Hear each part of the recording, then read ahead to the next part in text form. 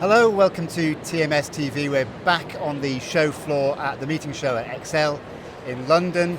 It's been a very busy day. There's still a lot of activity out there, and I'm delighted to be joined by Heledd Williams. I got that right. Head of Business Events, Meeting Wales. It's been a long day. Sorry about that, Heledd. How are you? It's only day one. You've got a full day to go again. I'm not complaining. How's the day been for you? Oh, it's been amazing. It's so good to be at the meeting show. Every year we've been supporting this event since the beginning. So this is year 11, I think, this year, 11, isn't it? I think, yeah. So, no, it's brilliant. And what I'm really pleased about, Meeting Wales are here with 15 partners this year, Brilliant. the largest number we've ever had. That's fantastic. And it's just brilliant for us to have, these partners with us and believe in the show, experience the show, and, learn, and kind of that peer-to-peer learning as well is brilliant. And you have been involved in that peer-to-peer learning. You were involved in a session earlier today where you looked at 3 case studies of business events which have happened in Wales, all quite different, but they had something in common. What did they have in common? Indeed. So we were on the Inspire and Innovate stage, and we presented 3 case studies of 3 events with 10 industry trends.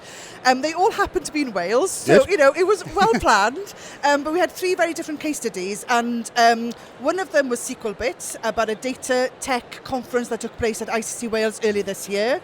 The second one was about Brand Wales, celebrating Wales in the FIFA World Cup last year, and the fact that Wales hadn't been in a World Cup for 64 years. And then the third one was about winning the World Chef Congress for 2026 for Wales. So 3 very different events, 3 very different audiences, 3 very different outcomes and audiences we were talking to.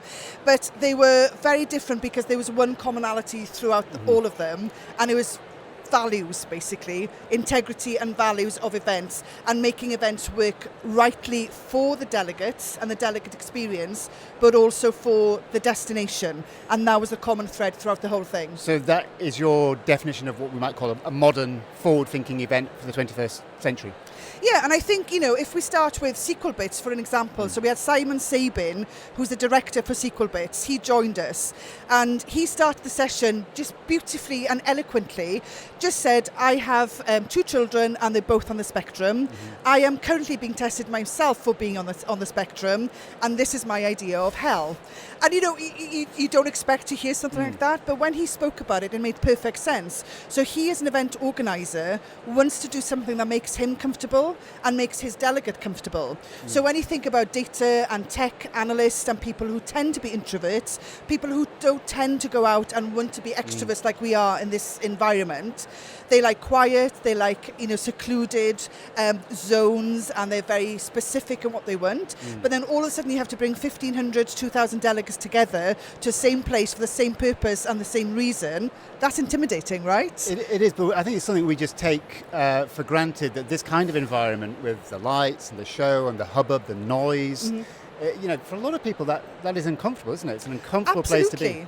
And I think we were talking to a colleague earlier on, and she said, I seem to be an extrovert, but actually I'm an introvert deep down. Yes. So I think it's true for all of us. None of us find this overly comfortable to do No, we? that's But true. I think what was interesting with SQLBit is their approach to the event was really quite fabulous. So they really thought about the delegate experience and the delegate journey, and at every touch point there was whether a counsellor or a buddy system or a chaperone or somebody to just make sure, are you okay?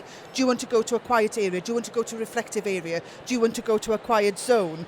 So there was all of that, but also again is trying to make them feel a part of something. And Wales being Wales, obviously we have a dragon on our flag, and they worked really hard to make that feed in that sense of place into the event. Yeah. So they devised a programme of Dungeons and Dragons. So was this ICC Wales? No, this is SQLBits, SQLBits, who worked with ICC Wales. But the event took place at ICC Wales. The event took place at ICC Wales, and the dragon is synonymous with Wales. Yeah. But they worked with the venue to try and create a fun environment for these delegates to feel inclusive.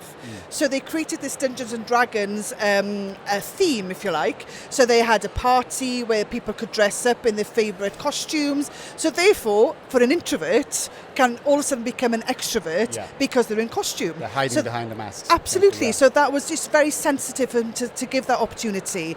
And there's lots of other things that they did in terms of making the space really accessible. And, you know, I went there. I went over to see the event because Welsh Government supported the event. So I went over, and on a Saturday, you know, who wants to work on a Saturday without pay?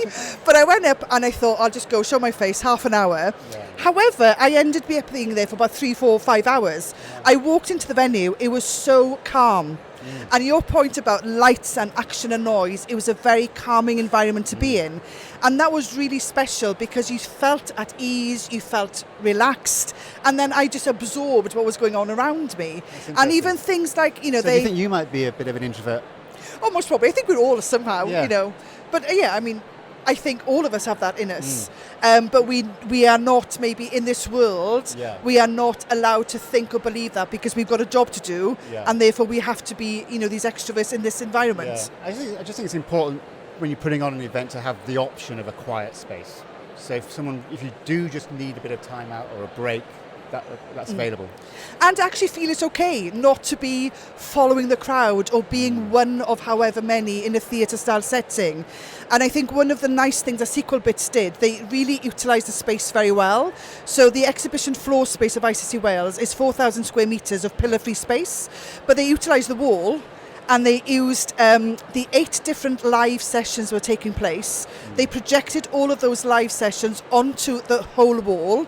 So there was a gentleman, for example, lying on a beanbag, very happy in his own little world, his own environment, but he could pick and choose which session he wanted to see from the giant wall, and he felt safe in that area. Okay. He wasn't forced to go into a room. He could enjoy the session from a beanbag on the exhibition floor space. That's nice. It's very thoughtful, isn't it? Very, very thoughtful. ICC Wales is a lovely venue as well, isn't it? You've got those beautiful big windows with the forest outside. Was it?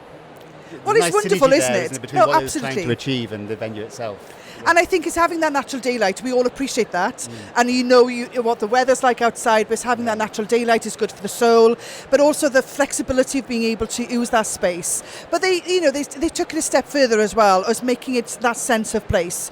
They brought in the Welsh language. They brought in the Welsh food and drink. There was a celebration of Welsh culture and language and music and history traditions, but it wasn't enforced on people. It was a very subtle but a real good tokenism and nod of a sense of place. So, you know, for us, we supported that, we applauded that, we appreciated that, and even the speakers were all taught to say bore da, good morning, or thank you, diolch, and they really immersed themselves with the language. So all these little things made the people feel that they were somewhere different, they were having a cultural experience as well as an educational experience, but it's all in a very safe, open, calm environment. So talk to me about the values piece here for Wales and the Welsh Government. These 7 pillars you were talking to me about me earlier. Explain what they are. So, you know, this wasn't supposed to be about Wales, but actually it was a very good celebration for us to remind ourselves of how fabulous Wales is. We're a small nation, but we are a very innovative nation. And Welsh Government is one of the very few countries in the world that has a legislation in place, it's actual policy, it's law, that we have the Wellbeing of Future Generations Act. And basically, this is an act that's got 7 pillars. I've got my notepad just because I forget the pillars. But these 7 pillars are basically legislation that we have to live by as residents and as a government who govern, and in their policy programme and their programme for government. So it's basically a Wales that is prosperous, a Wales that is resilient and more equal. It's a healthier Wales, it's a globally responsible Wales, it's a Wales of cohesive communities, of vibrant culture and thriving Welsh language. Okay. So all of those 7 pillars are applied to everything we do as a government, as civil servants, but in how we approach our dealings with event organisers and planners that wish to come to Wales. So if you're bidding for an event, that will be crucial to the bid? Absolutely. So we look at it and see, because I think, as I made reference to in our session, I think Wales has been quite bold and is quite brave in what we're saying. We're not willing to just take any event because they want to come to Wales. We look at events and say, well, is this event right for Wales? Is it good for our people? Is it good for our communities? Will it leave a lasting impact or a legacy that is actually something that tangible? And it's not just tokenism. So when we launched the National Event Strategy for Wales last year, that is all focuses on people, place and planet.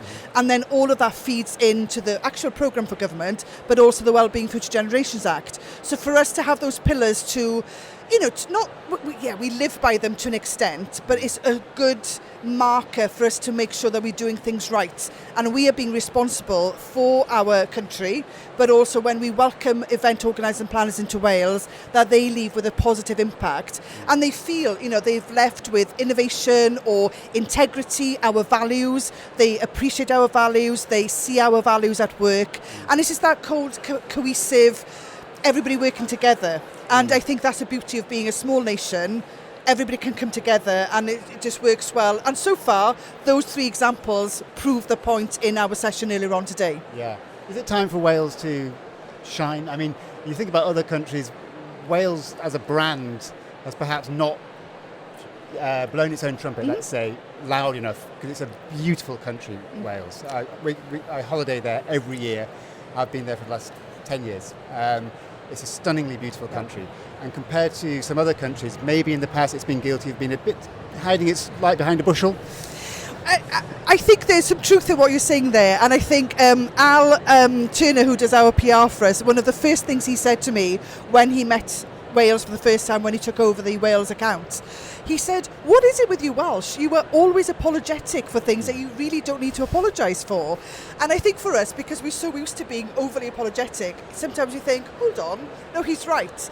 But I think, with the vision, with our event strategy and where we are now, Wales has this, or the Welsh people has this innate way of being very quiet and very, we don't shout loud and proud, but we need to start doing that.